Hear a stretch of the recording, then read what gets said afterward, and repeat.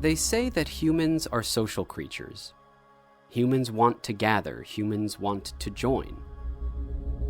So I feel like an alien when so often what I want is to play alone. I don't like the social aspects of games, like multiplayer. It's not because I hate people. It has very little to do with how I feel about people, and more to do with how much I enjoy playing alone. But even many single-player games are overstimulating for me.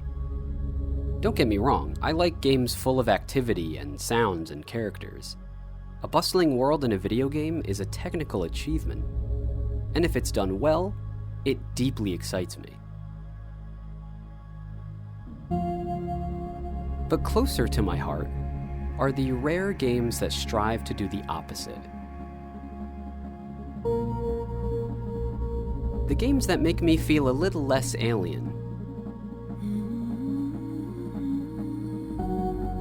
Because they understand the majesty of solitude.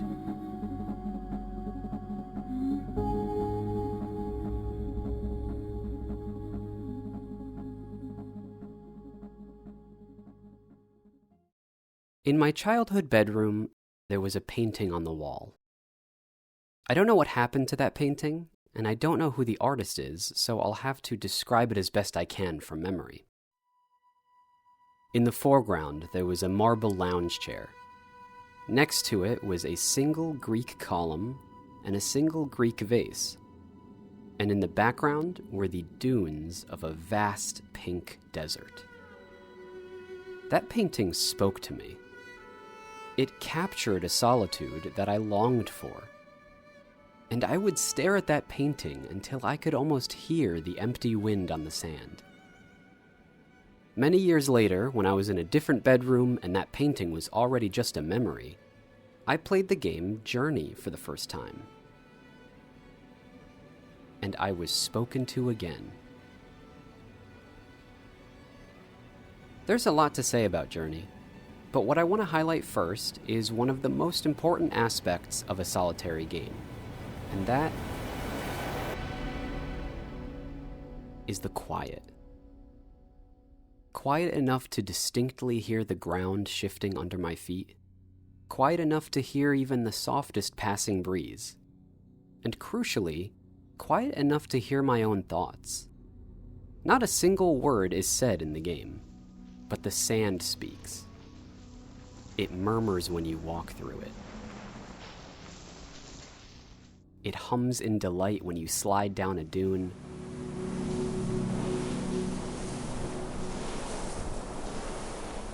It complains when you stomp into it from a height.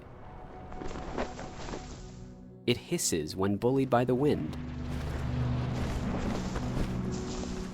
The sound design is so satisfying that my brain feels like it's getting scrubbed by a warm loofah when I'm standing near a sandfall.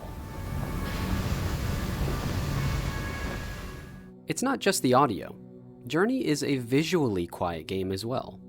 The textures and geometry are simple.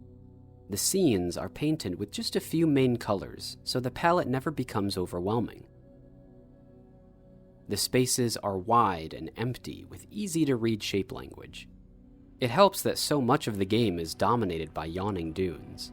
It's purposely understimulating, and that artistic choice gives my brain room to start working on things in the background. Video games can often be used to distract you from your life, providing a mental break from your problems. And that can be a useful thing, but quiet games like Journey can provide a far more useful service, giving you a beautiful place in which to think about your life instead of distracting from it, a relaxing place to confront your problems instead of breaking from them. For a chronic overthinker like myself, Journey is the perfect balance of quiet and engaging. Quiet enough for my mind to wander to different thoughts, but engaging enough so my thoughts don't run away from me. And I think Journey does this intentionally. There are inflection points where the game contrasts itself and becomes a spirited joyride. One of my favorite levels in the game is this downhill race. The music starts galloping and the gameplay requires your full attention. It's a delightful change of pace and overwhelming to my senses in a good way. It's fast, it's loud, it's everything the rest of the game is not. The orchestra swells, and the lighting becomes searingly beautiful.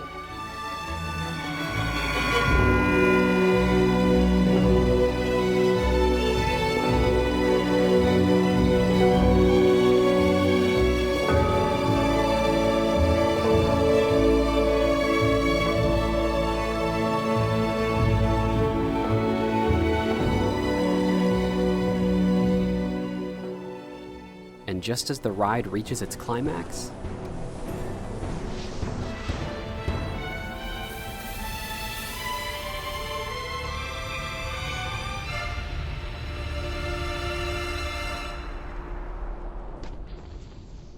the strings stop, and you fall down into solemn darkness, back into the quietude where the senses can recover.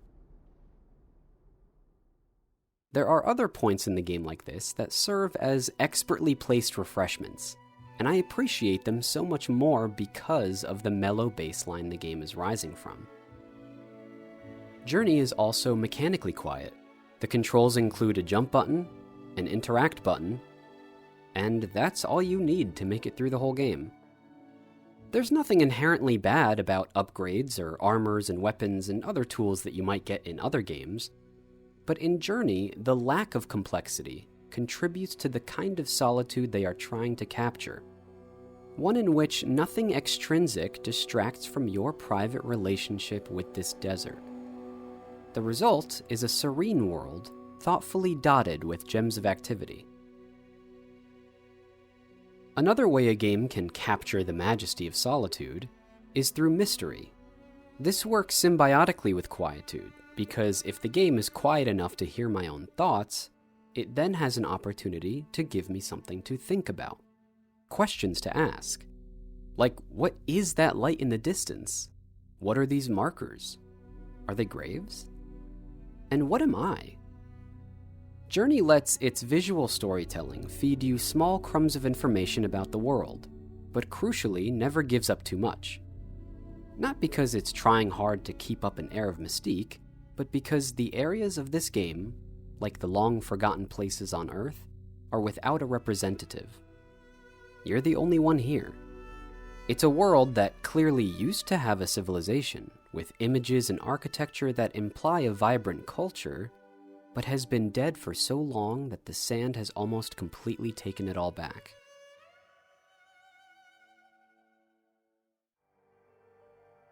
I think mystery is important to capturing solitude because the real world is saturated with mystery. We know so little about anything, but it's easy to take everything for granted, habituate to our surroundings, and eventually cease to ask questions about the nature of things, especially when our modern lives can be so arbitrarily busy and overstimulating. Journey seems to understand that it is when we are alone with our thoughts that the unknown, the true background radiation of our lives, starts to visit upon us. And just like in real life, most of the mysteries in Journey will remain unanswered.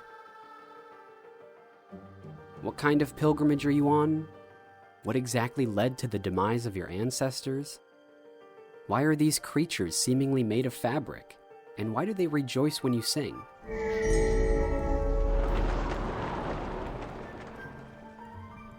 Answers are a destination, and this game is of course not about the destination. For me anyway, it is about an empty chair, a lone column, and a quiet desert. But quietude and mystery are not the only way to express solitude. In fact, sometimes a game can arrive at the same understanding with nearly the opposite approach.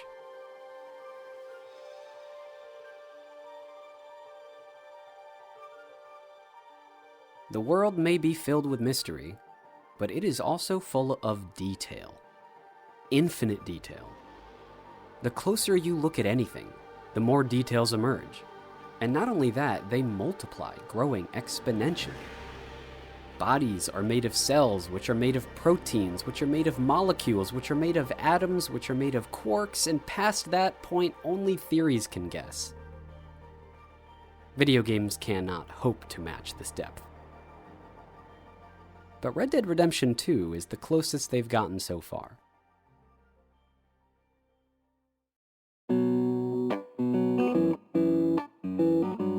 Look out over a huge stretch of land, and you'll note the macro details, like mountain ranges and plateaus.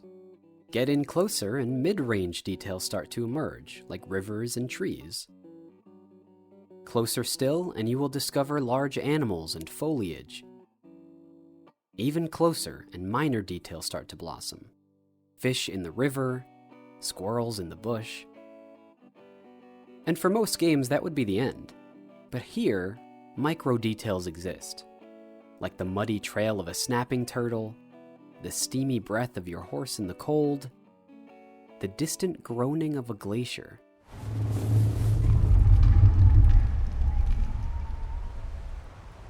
These details invite you to look closer and reward your perception with complexity.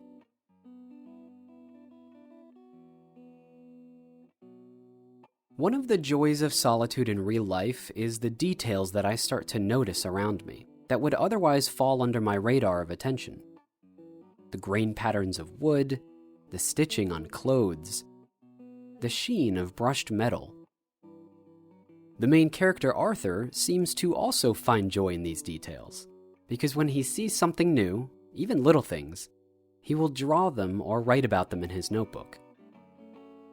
I'm not an artist, so I don't have the vocabulary to describe this, but the style of his drawings speak to a deep appreciation. They are simple sketches and quickly drawn, but authentic to the nature of the subject. It's as if he's not trying to capture the exact form of his muse, rather its essence. I don't think these details would work nearly as well if there was someone chatting and joking at you all the time. And while there's a lot going on in this game, a lengthy story with lots of characters and dialogue and so many gunfights, the game does give you the option to ignore much of that and explore the world on your own. And alone is how I spent a vast majority of my playtime. I couldn't ask for better company than the sound of a nearby stream and the clopping hooves of my horse. And the game respects that. I know this because the game's pace encourages an appreciation for all these details. Have you ever been walking in the woods and thought to yourself, I'm walking too fast? Remembering that you have nowhere to be and the only reason you're out here is to be out here. Red Dead 2 is full of those reminders. Maybe to its detriment. I know a lot of people can get quite annoyed with the ultra-slow pace of some aspects of the game, like opening drawers individually, and grabbing items individually, and pulling your weapons out one by one, and cooking food piece by piece. I get it. But personally, I love that it takes time to clean my weapons, and to take a bath. I love that Arthur's default walk speed is of a man who has absolutely nowhere to be, and he rides a horse the same way. I love that you can lead your horse on foot and leisurely brush or pet them. Yeah, okay, boy. You can speed things up by sprinting everywhere, but the default slowness of the game means that the micro details don't speed by with no hope of being noticed. Being slow means that you can see the world turning around you.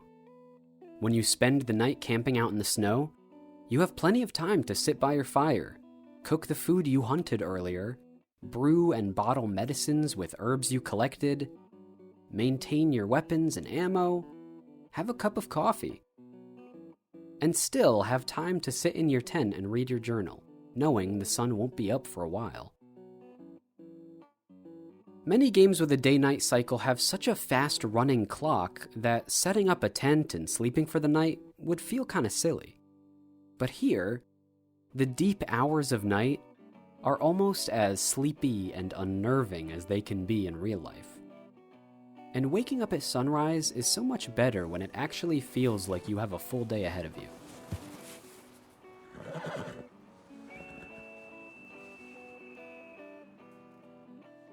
The whole game isn't slow, of course.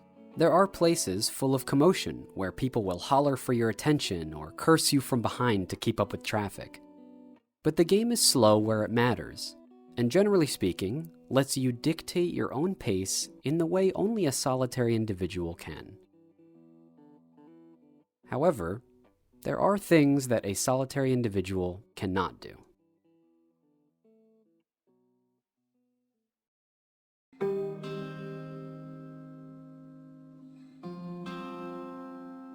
My use of the word majesty is deliberate.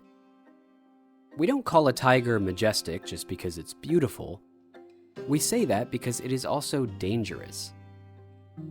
I think majesty is danger and beauty in equal measure. And so, in addition to being a quiet and mysterious game like Journey, and a slow and detailed game like Red Dead 2, Death Stranding captures the vulnerability that comes with being alone. You play as a delivery man in a world that has lost most of its infrastructure, which means if you don't get this life-saving medicine over that mountain range, no one will. The human population in Death Stranding is in a fragile position that emphasizes the individual, placing civilization-sized burdens on the shoulders of a few people. And as a courier, you carry that weight through rivers, through snow, and many other perils. To successfully deliver these vital goods, you will need to prepare. Look at the weather patterns to predict the rains. Bring any equipment you might need on your journey. If you're going up a mountain, bring plenty of ladders to get up.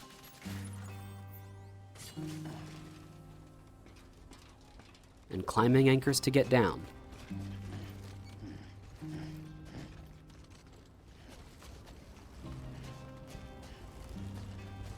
If you're going into the snow, bring body warmers. If you're going near people, bring weapons for self-defense. But tough choices have to be made. Each of these tools has a mass and a volume, weighing you down and taking precious space in your pack, and you still need room for your actual cargo. Once you set out, you are cut off from support. Generally speaking, whatever you bring with you will have to be enough to get you where you're going. And if the situation changes or unexpected obstacles arise, which they often do, you'll have to improvise and make do with the tools you set out with. No one delivers to the delivery man.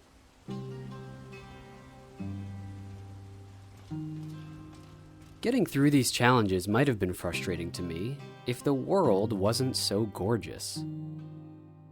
Walking alone might be hard, but doing so under the shadow of a glistening mountain or an imposing waterfall makes it easier. Because you are alone and the paths are often treacherous, failure is always looming, and you will fail. Equipment will fail, packages will break, you will break. And sometimes the situation feels so unwinnable that you might even consider turning all the way back to reset and prepare better. But it is in these times that Death Stranding whispers a little something in your ear. You are not alone. And it's true. Sam is never truly alone. The players of the game across the world are braving similar struggles to you. They place ladders and anchors and even build bridges or leave vehicles. And the game will occasionally take something from someone else's game and put it in yours as a gift. Sometimes in the hour of most need. And without you knowing, your work is also benefiting others.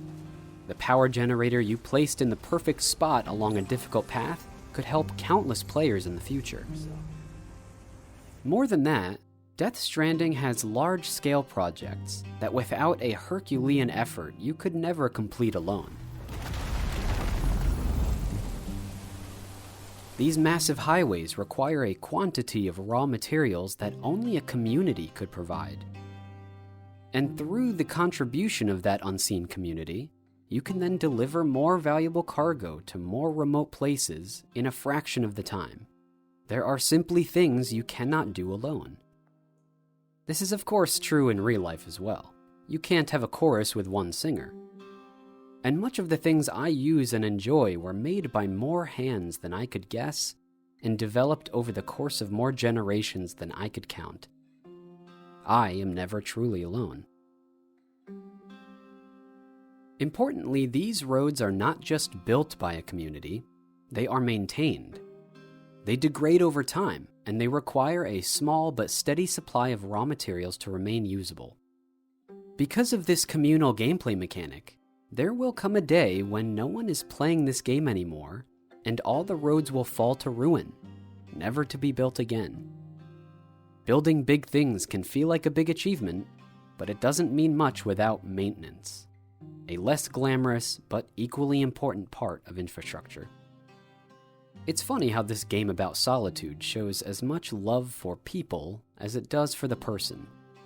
Maybe part of understanding the majesty of solitude means also understanding the strength of community. It's not just Death Stranding. In Journey, a random live player can join your game, and you can make the pilgrimage together. In Red Dead 2, you can hop online and explore the world with a whole posse if you want. Admittedly, I turn off these options myself. You can opt out of communal aspects of Death Stranding too, but it does mean giving up some of those larger benefits like the roads and underground shelters. And I actually appreciate that sacrifice. Knowing I have the option makes the choice of solitude more potent. The danger emphasizes the beauty.